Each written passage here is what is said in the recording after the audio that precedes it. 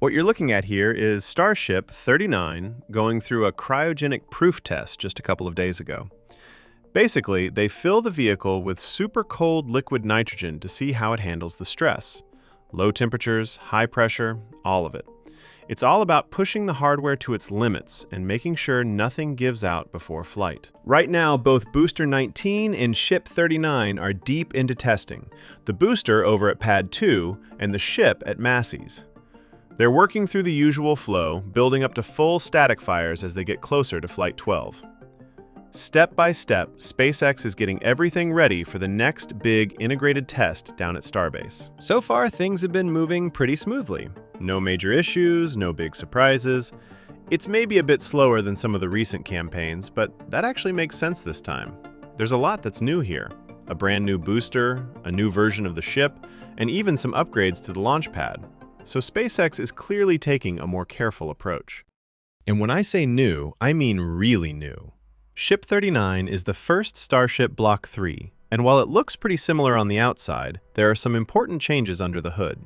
The internal tank structure has been tweaked, and one of the biggest upgrades is propellant capacity. It can now carry more liquid methane, and to keep the engine mix balanced, the liquid oxygen capacity has been increased too.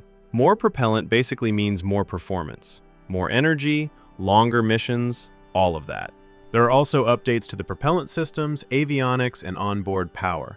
All things that matter a lot if you're thinking about longer missions, orbital refueling, or eventually going to the moon or even Mars. You can also spot some hardware on the ship that's all about the future. Docking interfaces. These are meant for in-orbit propellant transfer, though they probably won't actually be used on this flight. Ship 39 also has new reinforced catch points, which are designed for the tower to eventually grab the vehicle out of the air using those giant chopstick arms. Now, the booster might actually be where things get even more interesting. Super Heavy is the reusable first stage of SpaceX's Starship system. Its job is to lift the upper stage out of the atmosphere and give it that initial push toward orbit, then head back to the launch site. Instead of landing on legs, it comes down vertically and gets caught mid-air by the launch tower. We've already seen earlier versions pull this off multiple times. Honestly, it's one of those things that still feels unreal every time it happens. For the new version, the grid fins have been redesigned. They're bigger, about 50% larger, and stronger. But more importantly, they now double as catch points, meaning the tower can grab the booster directly using them. Even more surprisingly, there are only 3 fins now instead of 4.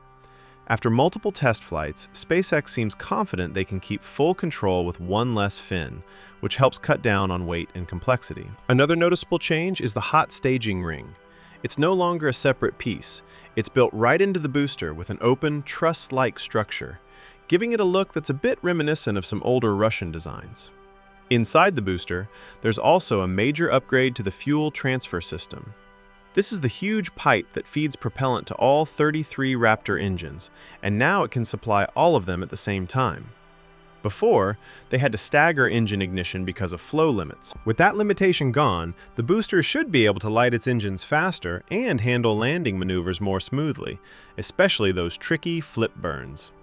All in all, this is shaping up to be a pretty big step forward for Starship. But honestly, the thing a lot of people are most excited about on both the booster and the ship is the new engine. Recently, Elon Musk shared a pretty striking image of SpaceX's latest Starship Super Heavy booster, simply captioned, Starship. The photo, taken inside a brightly lit assembly facility, shows this massive stainless steel rocket standing upright, with all 33 Raptor engines lined up at the base. But what really stands out isn't just the size, it's how clean everything looks. Compared to earlier versions, there's way less visible piping, wiring, and external hardware. It's a clear sign of how much the design has been refined over time. That didn't happen overnight. With every test, SpaceX has been iterating on the Raptor engines, and the latest V3 versions are a big step forward. They've simplified a lot of the plumbing, improved thrust vectoring, and focused heavily on reliability. All of that adds up not just to better performance, but also to that cleaner, more streamlined look. And it's not just about aesthetics. Fewer parts and less complexity mean cheaper manufacturing, faster turnaround between flights, and a real step closer to flying Starship as often as commercial airplanes. Instead of relying on bulky external heat shielding, they use internal cooling, running super cold propellant through channels inside the engine to handle the extreme temperatures. And on top of that, they produce more thrust, which is always a big win. Elon Musk has said that the long-term goal for Raptor is around 300 tons of thrust per engine, enabling roughly 10 kilotons of total thrust at liftoff, or shortly after. Because Starship V3 is expected to be the first version capable of delivering truly meaningful payloads to space, SpaceX is making this test flight as realistic as possible. The company is requesting special temporary authority to launch and operate small space stations mounted on mass simulators during upcoming Starship Super Heavy test flights. But these aren't just inert payloads. After separating from Starship, they'll briefly connect to SpaceX's Starlink constellation and ground network, transmitting data in real time before being intentionally deorbited. Roughly 90 minutes after deployment, they'll re-enter and burn up in the atmosphere. So in other words, these mass simulators aren't just dead weight. They're active test articles designed to mimic real mission operations. It might sound like a small step, but it's actually a critical one. It allows SpaceX to rehearse the kind of end-to-end deployment, communication, and deorbit procedures needed for future long-duration missions, including eventually launching full-scale Starlink V3 satellites from Starship. And the leap in capability is enormous. In the near future, Starlink V3 launches on Starship could deliver 25 to 50 times more bandwidth than a Falcon 9 mission carrying V2 satellites, depending on how it's measured. On top of that, Starship is expected to fly far more frequently than Falcon, potentially over 100 launches per year, many of them dedicated to next-generation, high-performance satellites, including those supporting AI infrastructure. Put it all together, and SpaceX could eventually be deploying on the order of 20,000 communication satellites per year, each weighing around 2 tons, a massive increase in the total mass delivered to orbit. That said, Flight 12 is still going to be technically risky, arguably just as risky as the very first integrated test flight, simply because so much of the hardware is brand new. The difference this time is that most of these changes aren't guesses anymore. They're built on real flight data and a lot of ground testing. One of the few elements that still has limited flight heritage is the new integrated hot staging ring. But at this point, SpaceX has a much clearer picture of the extreme heat and structural loads in that area, so there's a solid chance they've really dialed in the design. SpaceX has now updated its FCC licenses for Flights 12 and 13, which is a pretty clear sign they're getting closer to true orbital operations, and even starting to think seriously about recovery testing. Flight 12 is still planned as a fully suborbital mission for both stages, but Flight 13 is where things start to shift. This time, the filing includes an orbital profile for the second stage. The FCC documentation mentions launch vehicle communications for the mission out of Starbase, Texas, and notes that both the booster and the upper stage could either return to the launch site or go for a controlled water landing. That might sound like a small wording change, but it's actually a big deal.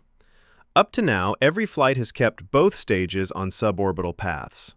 Flight 13 opens the door for Starship's upper stage to reach a sustained orbit around Earth for the first time, while also testing different recovery approaches for both vehicles.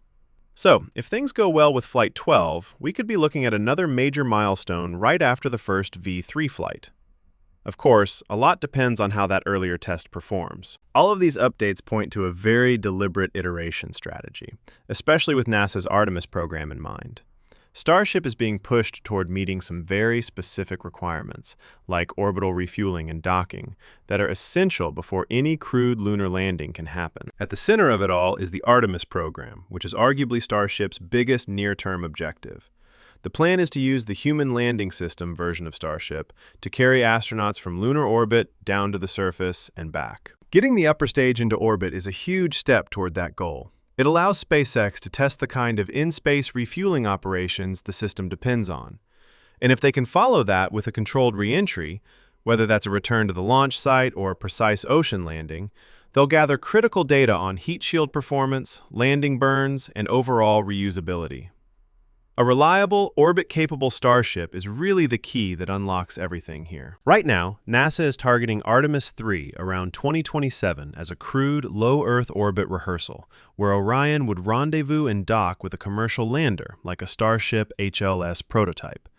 That mission would validate life support systems, EVAs, and docking procedures in orbit, setting the stage for a full lunar landing on Artemis 4, currently aimed for the early 2028 timeframe. If those timelines hold, there's a very real chance that Starship V3 ends up being the vehicle that takes astronauts back to the moon. Elon Musk has long described Starship as the vehicle that could make humanity truly multiplanetary.